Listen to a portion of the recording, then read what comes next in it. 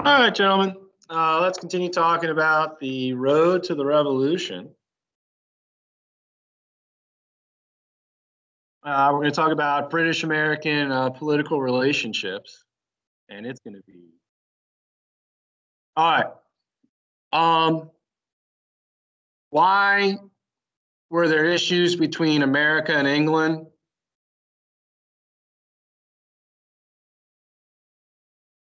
Okay. Well, the colonists had no representation in English Parliament. Okay.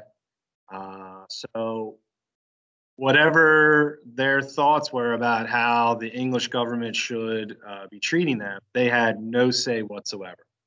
Okay, so that's the no representation part. All right, they had no say in English Parliament whatsoever. Why was it the northern colonies that got pissed off the most?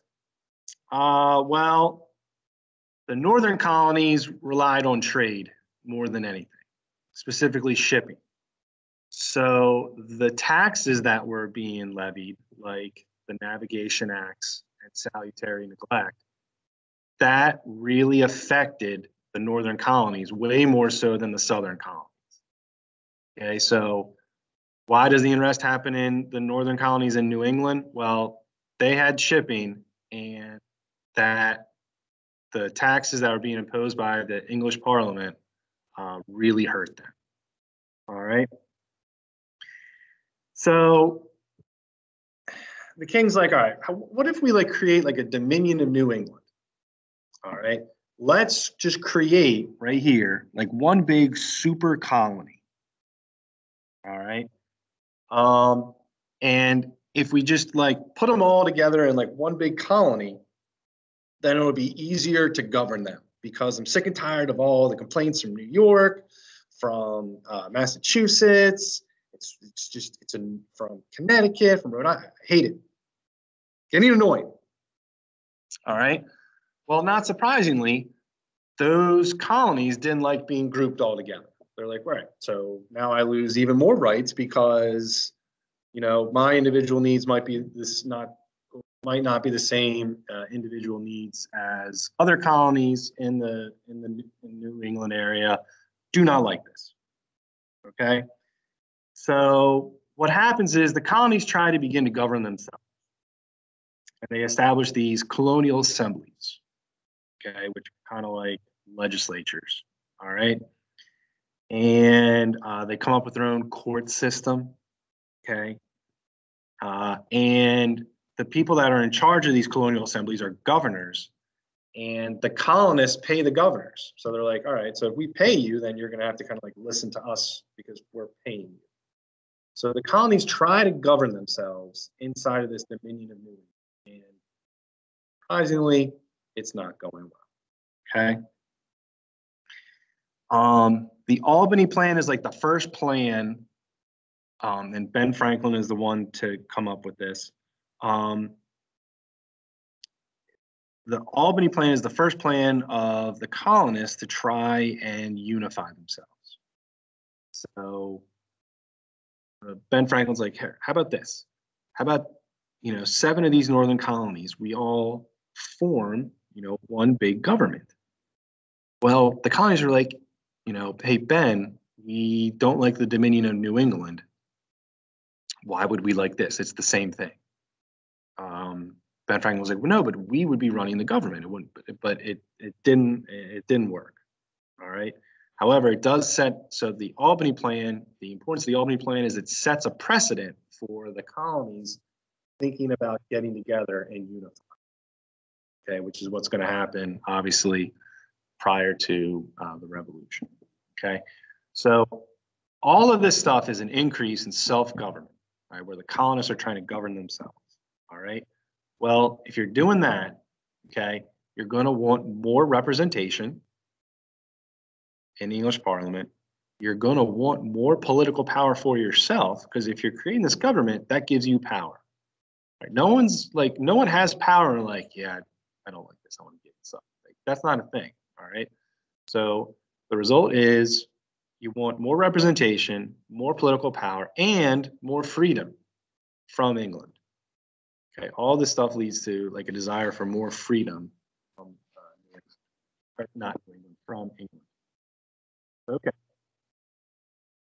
Well, there's going to be taxes, and the British government is in England. Our British government / England is not going to be happy about all of this stuff where the colonists start trying to like govern themselves. Okay. So why does England start taxing the colonies? Well, England's got a lot of war debt.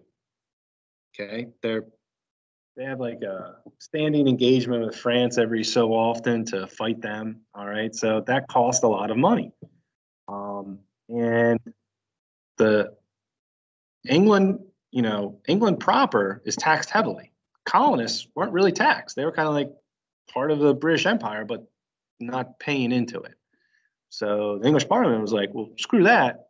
They've got to pay off our huge war debt. Okay.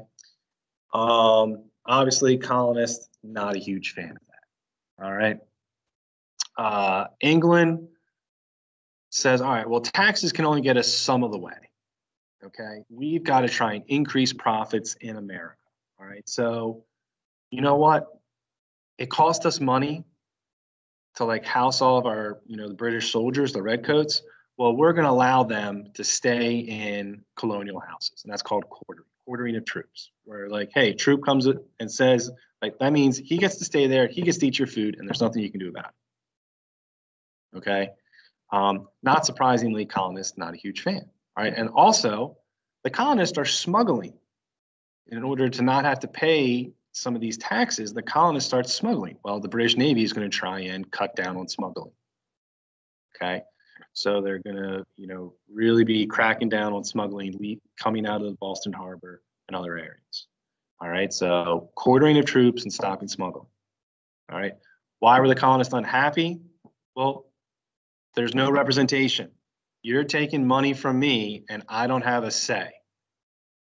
Okay. That's not fair. That's not free. All right. That's messed up. Okay. So the colonists are very unhappy that they have to, pay for all this stuff. I've got to house British soldiers and they can eat whatever the hell they want and stay for as long as they want. And I have no say. Okay. That's not right. Okay. All right. We're going to go over this in class. All right. But so there's the Stamp Act, the Townshend Act, the Tea Act, and the Intolerable Acts. Okay. Obviously, Intolerable Acts, this is how the colonists are going to name them. That's not what the English government's going to name. All right. But you need to know, what did the act do? What was the colonial reaction? Okay. And then after that, what did the British do? Like, there's always a reaction. Nothing happens in a vacuum. So in seminar, we're going to kind of talk about these. All right. That's something that you are going to have to fill out. Okay. That's all I got. Have a good one, man.